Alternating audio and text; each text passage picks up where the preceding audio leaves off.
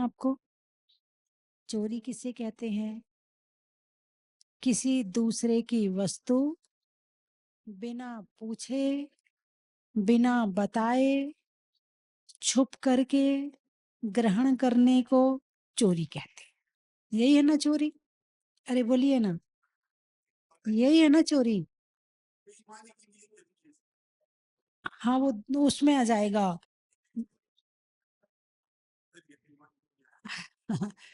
चोरी में अब और बताऊंगी, अभी विस्तार से बताऊंगी। अभी मूल परिभाषा बता दूं फिर विस्तार से बताऊंगी। आपकी बेईमानी भी आ जाए। आपकी बेईमानी नहीं, मतलब आपने जो चर्चा बेईमानी की करी वो भी आ जाएगी इसमें। ठीक है। चोरी किसे कहते हैं? किसी दूसरे की वस्तु जो मेरी नहीं है, जो मेरी नहीं है, दूसरे की वस्तु है, और उसे मैं बिना पूछे बिना बताए छुप करके ग्रहण कर ले, तो इसको कहते हैं चोरी। मूल परिभाषा, इसको कहते हैं चोरी। ठीक है। अब आप घर में रहते हैं, अब पतिदेव आए दुकान से रात में, पैंट उतार कर टांगी, मुंह हाथ धोने गए, तब तक श्रीमती जी ने एक गांधी जी पार कर लिए। क्या? एक गांधी जी? गांधी जी जानते हैं ना? कौन? गांधी नोट में कौन बैठा है? तुमने क्या चुरा लिए? गांधी जी। चाहे वो 500 वाला हो, चाहे वो 1000 वाला हो, चाहे वो अब तो 2000 के बंद हो गए मेरे ख्याल से, है ना? पहले तो 2000 वाला पार करते थे, एक बार में सारा काम हो जाए। ठीक है। अब उसके बाद पतिदेव आए, जेब से पैसा निकाला, हिसाब मिला रहे हैं। अब हिसाब मिला रहे हैं, क्यों तुमने पैसे निकाले क्या? मैंने थोड़ी निकाले हैं, तुमने दे दिए होंगे किसी नौकर वोकर को। अब हिम्मत तो है नहीं ज्यादा बोलने की। अभी ज्यादा बोलेंगे तो जो अभी भोजन मिलने वाला उसमें मिर्ची ज्यादा आ जाएगी, नमक ज्यादा आ जाएगा, इसलिए बेचारा चुप रह गया। ठीक है। अब उसने अपने पैसे निकाल के पर्स में रख लिए। अब मम्मी गई मंदिर, बेटे ने पैसे निकाल लिए, थोड़े बहुत छोटे मोटे पैसे निकाल लिए। मम्मी ने हिसाब मिलाया। मम्मी ने बेटे से पूछा, बेटे तूने पैसे निकाले? मैंने क्यों निकाले? तुमने किसी सब्जी वाले को दे दिए होंगे। ये क्या है? चोरी है या नहीं है?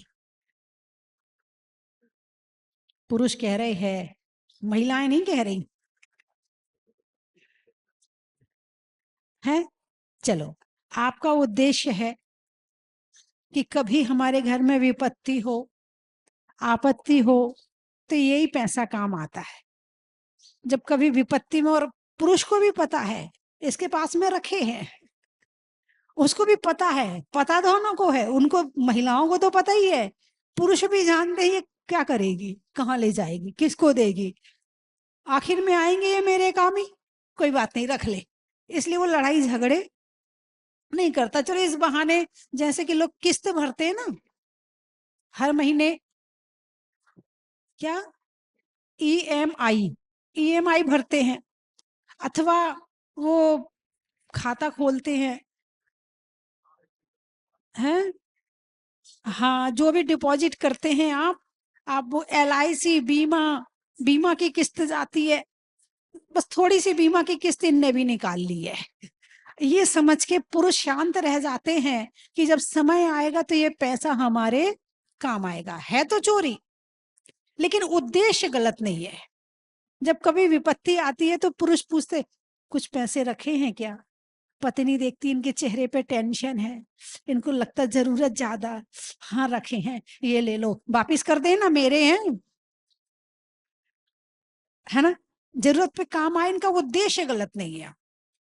लेकिन एक बार हमारे गुरुजी ने बताया कि कहीं शिविर लगा था, बहुत पहले की बात है, 30-40 साल पहले की बात है, 50 साल पहले की, कि शिविर में बच्चों से पूछा, बच्चे तुम चोरी करते हो क्या? अब बच्चे तो बच्चे होते, झूठ तो बोलते नहीं है। हाथ उठा दिया, चोरी करते हैं। अच्छा, तुम्हें चोरी करना किसने सिखाया? मेरी मम्मी ने सिखाया। कैसे सिखाया? ऐसे सिखाया जो मैंने अभी बताया आपको, ऐसे सिखाया है। कि मेरी मम्मी को मैं निकालते हुए देखता था तो फिर मैं भी निकाल लेता था। और मेरे पापा जब पूछते थे तो मेरी मम्मी झूठ बोल देती थी। चोरी करने वाले को झूठ जरूर बोलना पड़ता है। यदि चोरी करी है और झूठ ना हो, ऐसा हो ही नहीं सकता है। चोरी और झूठ का अविनाभावी संबंध है। जहां चोरी है वहां झूठ है, जहां झूठ है वहां चोरी हो, ये जरूरी नहीं है। लेकिन जहां चोरी है वहां झूठ जरूर मिलेगा। पर एक झूठ को छुपाने के लिए दूसरा झूठ, दूसरे झूठ को छुपाने के लिए तीसरा झूठ, ये झूठ चलते रहते हैं, फिर लंबी श्रृंखला बन जाती है। फिर बहुत दिमाग लगाना पड़ता, मैंने इससे क्या कहा था, फिर उससे वैसी बात करनी है। मैंने इससे क्या कहा था, फिर उससे वैसी बात करनी है। कितना दिमाग है। नहीं, चोरी करने में, झूठ बोलने में दिमाग चाहिए नहीं चाहिए? सत्य बोलने में ज्यादा दिमाग चाहिए या झूठ और चोरी में ज्यादा दिमाग चाहिए? जो दुकान में खड़े होकर पसीना बहा के पैसा कमा रहा है, उसमें मेहनत ज्यादा है या चोरी करने में मेहनत ज्यादा है? दिमाग किस में ज्यादा लग रहा? भाई ग्राहक ने कहा भाई वो वाले सामान दे दो, उसने दिया, उतने पैसे लिए, काम खत्म। दिमाग ज्यादा नहीं लगाना। अब चोरी करने वाले को कितना दिमाग लगाना पड़ेगा? अरे बोलिए ना। बहुत मेहनत का काम है चोरी करना, ऐसे वैसे नहीं कर सकते। कमजोर दिमाग वाले तो चोरी कर ही नहीं सकते, बहुत चालाक दिमाग वाले चोरी करते हैं। कितनी पहले तो नजर पकड़नी पड़ती है। यदि सामने कोई ट्रेन में जा रहा है और किसी को जेब काटना हो तो कितना दिमाग लगाना पड़ता है, इसकी नींद लगी कि नहीं लगी, खर्राटे आ रहे कि नहीं आ रहे, ये गहरी नींद में गया कि नहीं गया, फिर कैसे धीरे से निकालना है, फिर कैसे पार करके ले जाना है, फिर रखना कहाँ पर है, फिर छिपाना कहाँ है, फिर पुलिस से कैसे बचना है, फिर सबूत कैसे नष्ट करना है। दिमाग चाहिए। और ईमानदारी से पैसा कमाना हो आराम से, उसमें कोई दिमाग लगाने की जरूरत नहीं है ना? हमने दिया, उसने हमें दे दिया, गिन के रख दिया। दिमाग में टेंशन खत्म, टेंशन थी नहीं। यहाँ तो देने और लेने और तक का दिमाग है, इससे ज्यादा दिमाग है ही नहीं है। इससे ज्यादा सोचते ही नहीं है कि इससे ज्यादा कुछ और करना भी है। तो चोरी करने पाप है, बोलते ना, चोरी करना। तो चोरी करने में बहुत दिमाग लगाने की जरूरत है, बहुत दिमाग चाहिए। और कहीं आप सेवा करते हैं, जॉब करते हैं, काम किया, पेंशन तनख्वाह आ गई, बात खत्म। चोरी करने की जरूरत ही नहीं पड़ी। किसी को 20,000 मिलते हैं, उसने अपने घर का हिसाब मेंटेन कर लिया कि मुझे 20,000 में अपना घर चलाना है। किसी को 50 मिलते हैं, उसने 50 मेंटेन कर लिया। किसी को 1 लाख मिलता है, खर्च सबके होते हैं। विदेश में जो बच्चे हैं वो 50-50 लाख रुपए महीने भी कमा लें, फिर भी उनके पास बचता कुछ नहीं है। क्यों? वहां खर्चा इतना है। क्या? वहां पर खर्चा इतना है कि 50 लाख भी सारे चले जाते हैं। कोई बता रहा था, बोले घर से ऑफिस तक जाने में टैक्सी लेके जाता हूँ, 25,000 रुपए लगते हैं। कितने? 25,000। तो सस्ता क्या है? भारत सस्ता है, विदेश बहुत महंगा है। यहाँ तो लोग वैसे ही चिल्लाते रहते हैं महंगाई है, महंगाई है, महंगाई है। जरा अमेरिका में जाके देखो महंगाई है कि नहीं है। जरा चीन चाइना में जाके देखो महंगाई है कि नहीं है। और जगह जाके देखो बहुत महंगाई है। हमारा भारत तो बहुत सस्ता है। यदि कोई एक व्यक्ति चाहे कि मुझे 3,000 रुपए में अपना भरण पोषण करना है तो वो 3,000 में भी कर सकता है, यदि चाहे तो। बाकी इच्छाओं का तो कोई अंत नहीं है। फैशन में फंस गए और व्यसन में फंस गए तो कितना भी लगा दो, फिर कोई अंत नहीं है उसका। शराब पीने बैठो, सस्ती वाली नहीं और महंगी चाहिए, और महंगी नहीं और महंगी चाहिए, खूब खर्चा करो। फैशन में फंस गए तो अब ये पाउडर इतने का, ये क्रीम इतने की, इससे महंगी चाहिए, इससे महंगी चाहिए। आप चाहे जितना लगा दो, इसमें कोई अंत नहीं है। लेकिन यदि इच्छाओं को सीमित करके संतोष और शांति के साथ रहते हो तो तुम्हारा घर 20,000 में भी चल सकता है, 15 में भी चल सकता है, और चलाने वाले चला भी रहे हैं।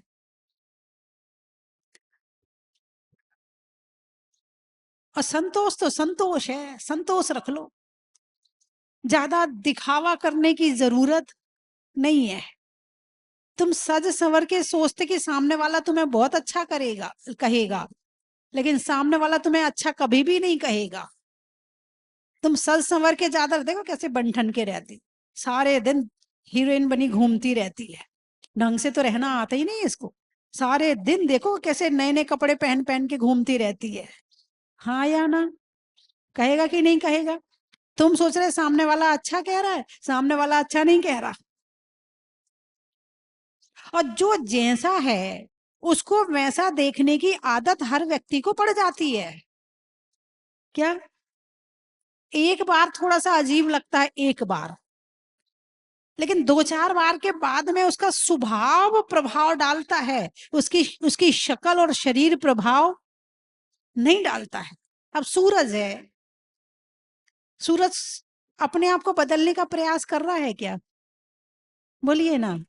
नहीं है, वो जैसा है हमने स्वीकार कर लिया। सूरज जैसा है हमने स्वीकार कर लिया कि सूरज की धूप सर्दी में ऐसी होती है, गर्मी में ऐसी होती है, बारिश में ऐसा होता, हमने स्वीकार कर लिया। हम उसे बदलने का प्रयास नहीं कर रहे हैं। स्वीकार, क्या कर लिया? स्वीकार कर लिया। अब माता जी बनी तो माता जी ने एक सफेद साड़ी पहनी।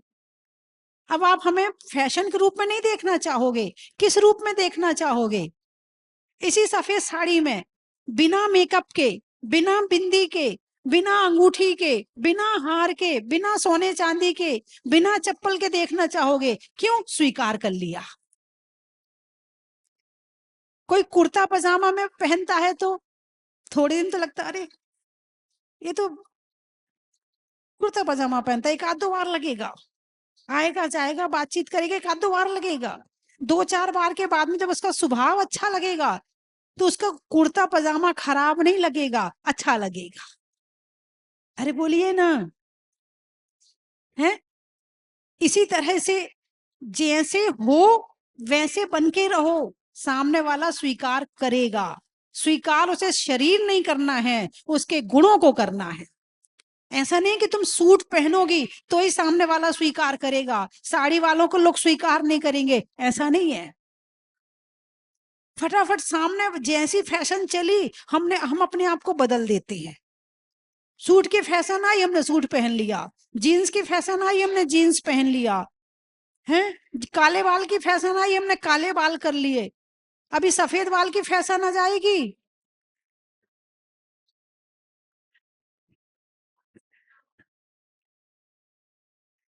हाँ हाँ, आने दो, फैशन आएगी, आएगी। सफेद बाल की फैशन भी आएगी, आएगी, बिल्कुल आएगी। और जो काले हैं ना, फिर वो सफेद करेंगे। अभी लोग काले कर रहे हैं, फिर वो सफेद करेंगे। ओरिजिनल रहो, जैसे हैं वैसे रहो। अब मोदी जी हैं, बाल काले करते हैं क्या? बोलिए ना। खराब लग रहा है क्या? भाई जैसा है हमने स्वीकार कर लिया। एक कई दिन पहले की बात है, एक लड़का आया मेरे पास, उसने एक मुझे फोटो दिखाई। एक तरफ मोदी जी खड़े हैं और एक तरफ कोई, कौन नेता था, मैं तो नाम ही भूल गई। वो 60-70 साल में भी जवान दिखता है। हैं? कौन? मुझे नहीं याद है। नहीं नहीं, नेता, हीरो हीरो हीरो, हीरो। हैं? अनिल कपूर, देखो याद है। एक तरफ मोदी जी खड़े हैं, एक तरफ कौन? अनिल कपूर खड़ा है। दोनों की उम्र एक है। वो मुझे ये बताना चाह रहा था, देखो माता जी, मोदी जी तो बूढ़े लगने लगे और अनिल कपूर देखो कितना जवान लग रहा है, मतलब हमेशा जवान रहना चाहिए। फिर मैंने उसे अपनी दिशा दी, उस फोटो को देखकर मैंने चिंतन किया और दिशा दी। मैंने कहा वो हीरो है। कौन है हीरो? उसका काम है शरीर बेचना, उसका नाम है सुंदरता बेचना, इसलिए उसने अपने शरीर को मेंटेन किया है। लेकिन मोदी जी हैं एक नेता, मोदी जी हैं प्रधानमंत्री। प्रधानमंत्री जी का होता है फोकस, वो हीरो बनने में फोकस नहीं है, जो एक बड़े बनने में, गंभीर बनने में और जैसा है वैसा बनने में जो एक प्रभाव पड़ता है वो अलग है। मोदी जी जितने उम्र के भी हों, उतने उम्र में जैसे भी दिख रहे वो बिल्कुल ठीक हैं। और रही बात अनिल कपूर की, तो वो जाने, उसका काम जाने। बात समझ में आई कि नहीं आई? अब मोदी जी के बाल काले नहीं है, तो क्या मोदी जी की बात नहीं मानोगे? अरे बोलिए ना, मानोगे कि नहीं मानोगे? मानोगे। अब मोदी जी पैंट शर्ट नहीं पहनते, कुर्ता पजामा पहनते हैं, तो क्या उनकी बात नहीं मानोगे? बोलिए ना, मानोगे। अब मोदी जी टाई नहीं लगाते हैं, तो क्या उनकी बात नहीं मानोगे? अरे बोलिए ना, मानोगे? क्यों? वो सुंदर तो दिखते ही नहीं है। वो जैसे हैं हमने स्वीकार कर लिया कि ये कुर्ता पजामा पहनते हैं, स्वीकार किया। क्यों? गुणों को स्वीकार करना है हमें, उनके शरीर को। शरीर तो बाद में है, पहले गुण है। लेकिन वर्तमान में इंसान पहले शरीर देखता है, फिर गुण देखता है, इसीलिए दुखी है। लड़की कैसे लाते हो, गुण देख के या शक्ल देख के? कैसी निकलती है? अरे बोलिए ना। हैं? आपकी दो बहुएं हैं, मान लो आपकी दो बहुएं हैं, एक काली है, एक गोरी है। काली वाली गरीब घर की है, गोरी वाली सुंदर वाली अमीर घर की है। ठीक है, दो बहुएं हैं, आपको कौन सी अच्छी लगेगी? देख लो, दहेज खूब लाई है, गाड़ी भी लाई है, माल लाई है पूरा।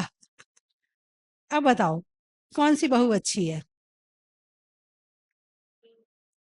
नहीं, ये तो मेरे सामने बोल रहे हो।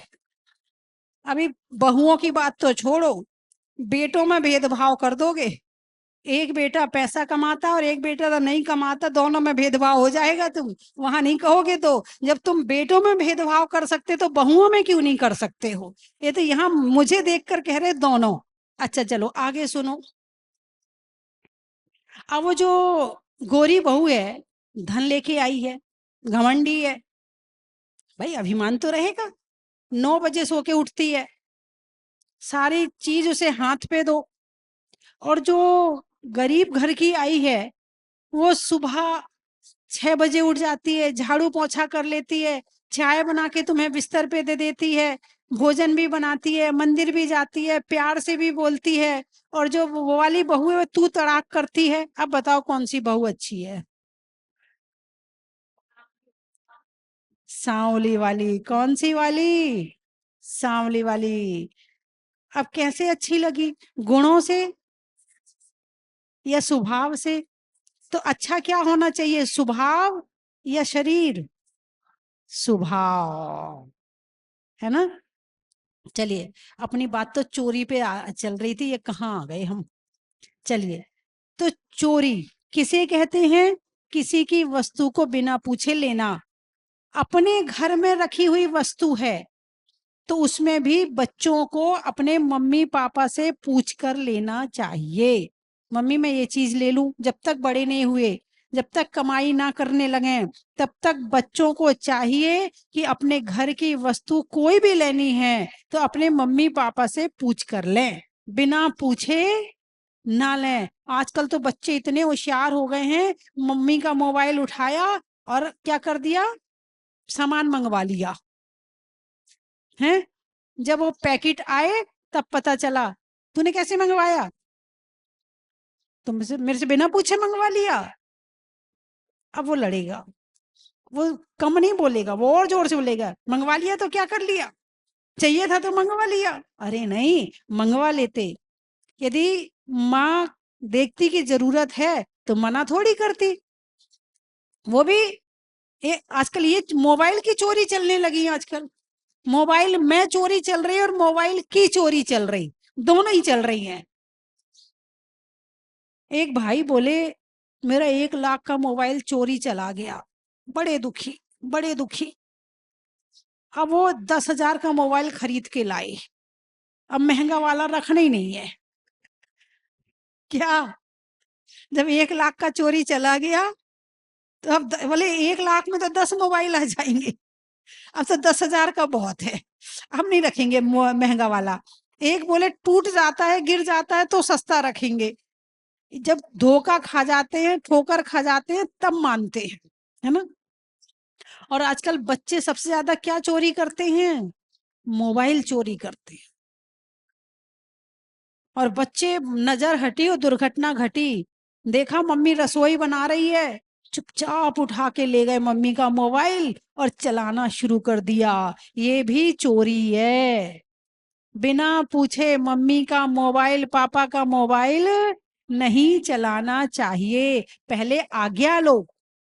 यहाँ तक कहा, कई बार आता है एक लकड़हारा था, जब वो लकड़ियां काटता था तो पहले पेड़ से आज्ञा लेता था, क्या मैं आपके पेड़ से लकड़ियां काट लूं? आप नाराज मत होना, मुझे जरूरत है, मैं इसलिए काट रहा हूं। फिर काटता था, आज्ञा लेता था।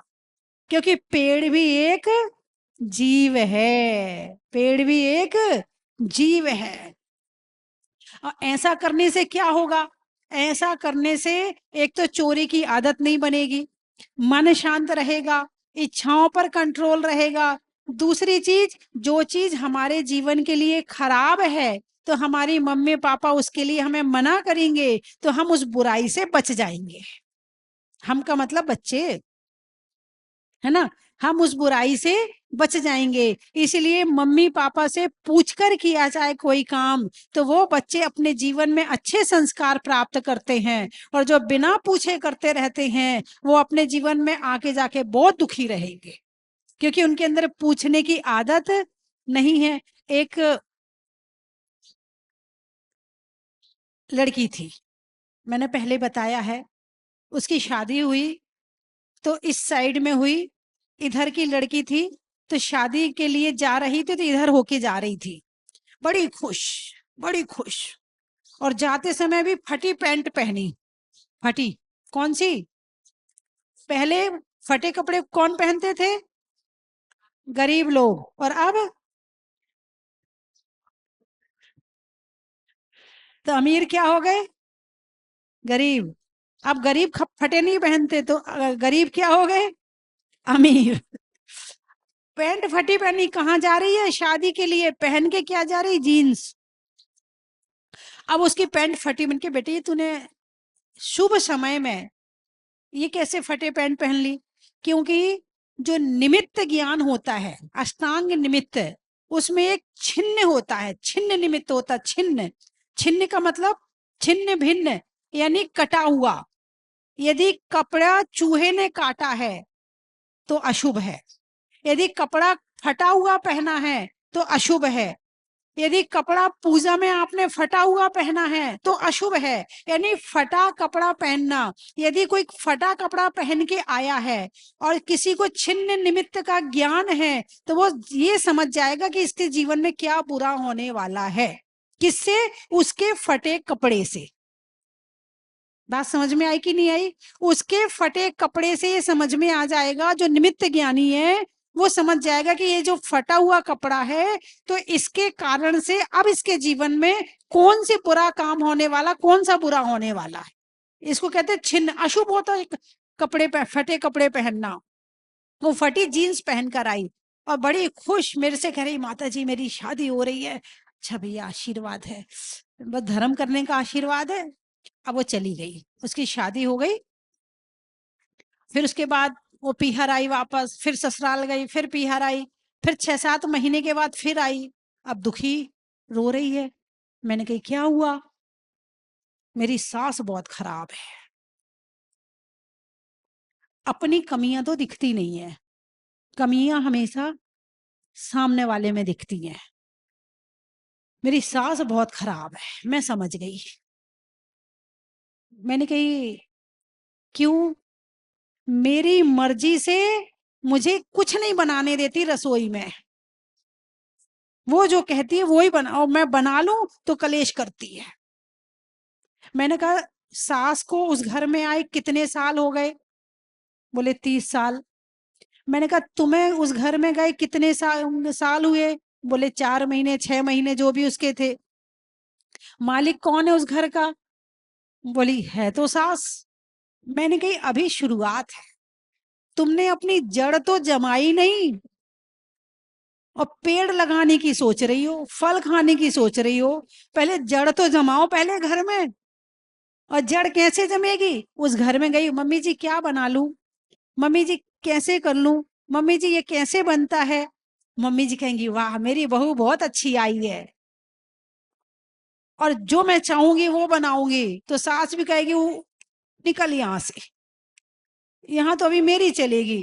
पहले सास के अंदर घुसो तो सही, तुम सास के अंदर घुसी तो हो नहीं, उसके पहले उस पर अधिकार जमाना चाहती हो। अधिकार जमाने के लिए पहले कर्तव्य करने पड़ते हैं, फिर अधिकार होता है।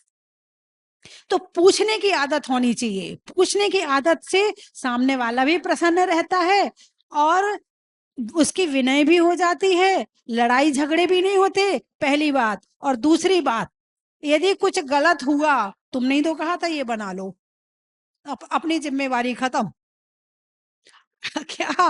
अपनी गलती, तुमने ही तो कहा था ऐसा कर लो, तुमने ही तो कहा था ये कर लो, तुमने ही तो कहा था ये कर लो। हमने अपने मन से थोड़ी किया है। अब बात तुम्हारे ऊपर नहीं आएगी। मान लो घर का बेटा है, लौकी की सब्जी क्यों बना ली? अब किस पे गुस्सा करेगा? माँ पे करेगा, पत्नी पे नहीं करेगा। अब वरना तुम बहुत सारी बुराइयों से बच गई, बहुत सारे के गुस्से से बच गई। तो पूछ के काम करने में बहुत सारे गुण हैं। तो बच्चों को चाहिए कि वो अपने मम्मी पापा से पूछकर सामान उठाएं, सामान लें और काम करें। तो इससे वो सीखेंगे भी, क्योंकि आजकल के बच्चे बहुत होशियार पैदा हो रहे हैं, उन्हें किसी की जरूरत नहीं है। हम जानते हैं, हमें पता है, मत बताओ। यदि मम्मी बता भी रही होगी, हमें मत बताओ, हमें आता है, हमें आता है, रहन दो, बोलो चुप हो जाओ, चुप हो जाओ। बच्चे ऐसा करते हैं, करते कि नहीं करते? मम्मी को तो बिल्कुल समझते ही नहीं है, और आजकल तो पापा को भी नहीं समझते। यदि पापा दुकान में बताए बेटा दुकानदारी ऐसे नहीं ऐसे चलाई जाती, पापा मुझे मत बताओ, मुझे सब आता है। और वहीं फिर पिता और पुत्र में झगड़ा हो जाता है। फिर बेटा कहता मुझे नहीं बैठना दुकान पे, मेरी अलग दुकान खोलो।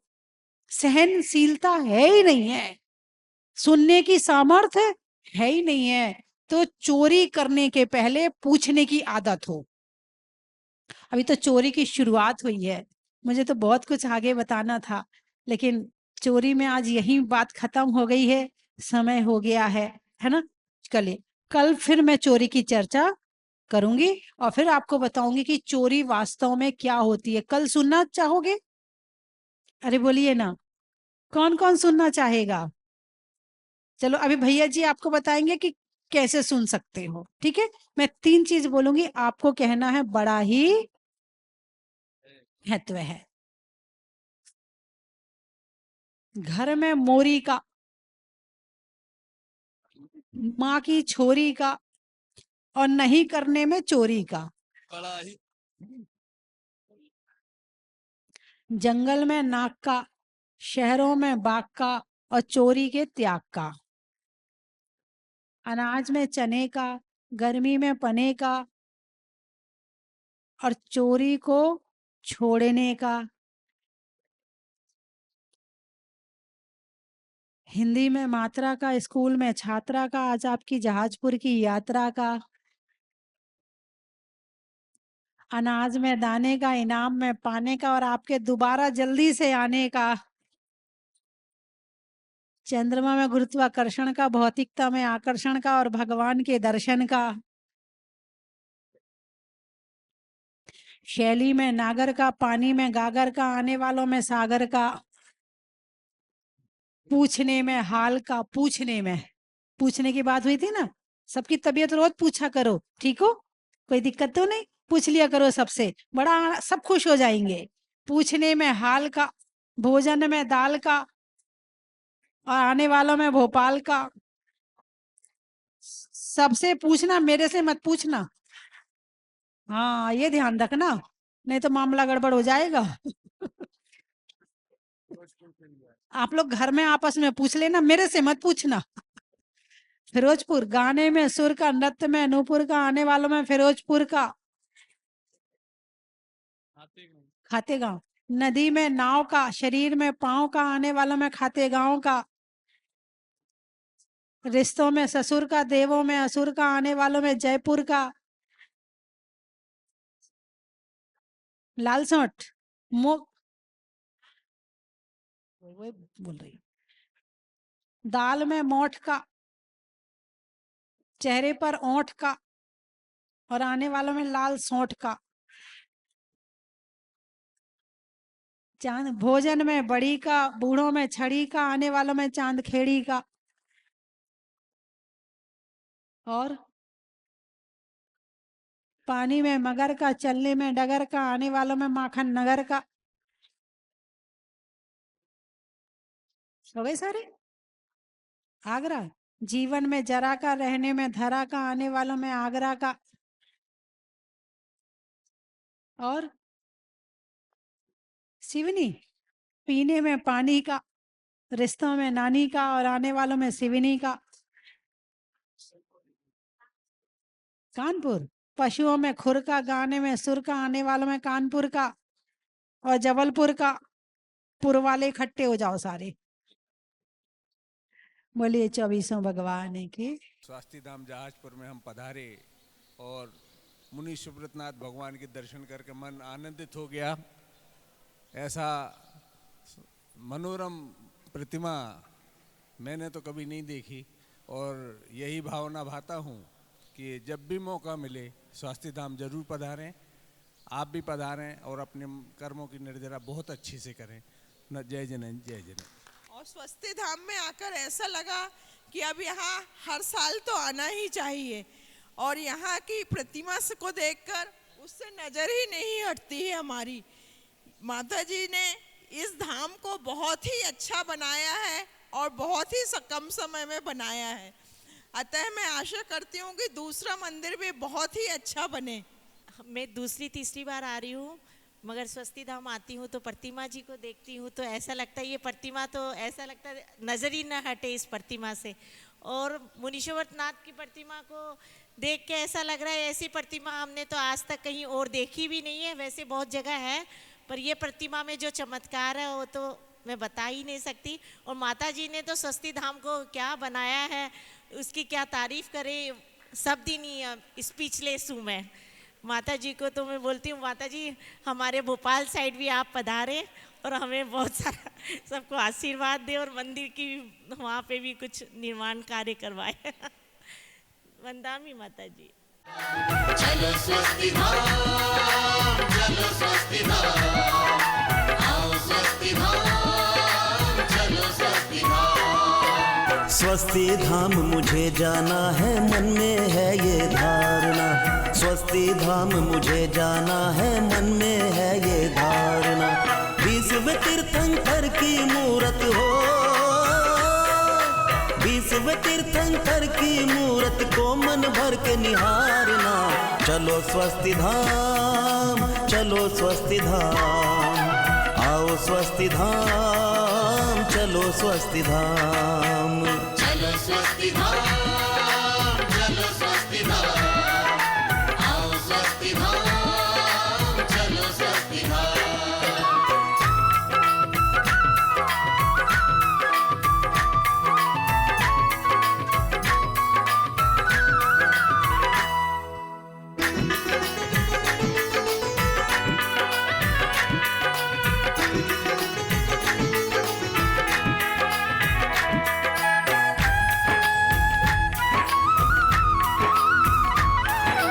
मंगलवार को मंगलकारी मंगल करने प्रगटे, दर्शन करते ही आशीषों के भंडार हैं भरते।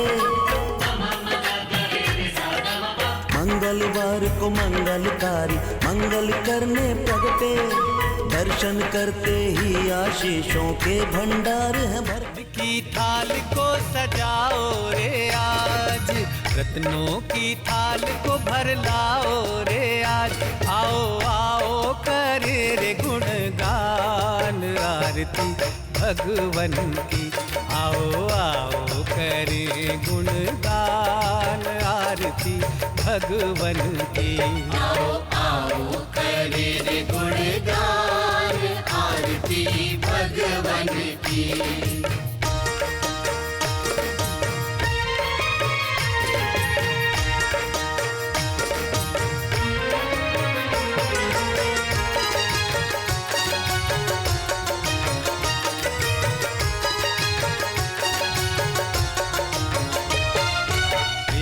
सुमित्र के राज दुलारे, माँ पद्मा जी के नैनों के तारे। पिता सुमित्र